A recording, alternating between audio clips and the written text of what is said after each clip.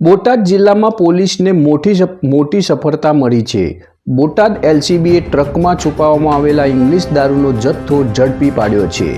આરોપીઓએ દારૂને કીટનાશક દવાના જથ્થાની આડમાં છુપાવીને હેરફેર કરવાનો પ્રયાસ કર્યો હતો, પરંતુ પોલીસની સતર્ક કામગીરીથી આખી હકીકત બહાર આવી ગઈ। આ કાર્યવાહીમાં કુલ 1.8 કરોડથી વધુનો મુદ્દામાલ કબજે લેવામાં આવ્યો છે, જેમાં મોટી માત્રામાં ઇંગ્લિશ દારૂ તેમજ ટ્રકનો સમાવેશ થાય છે।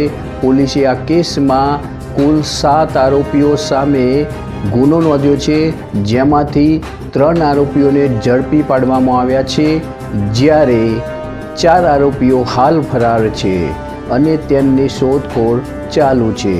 પોલીસ દ્વારા મળતી માહિતી મુજબ આ રેકેટ લાંબા સમયથી સક્રિય હોવાની આશંકા છે અને અન્ય સંડોવાયેલા લોકો સુધી પહોંચવા માટે વધુ તપાસ હાથ ધરવામાં આવી છે।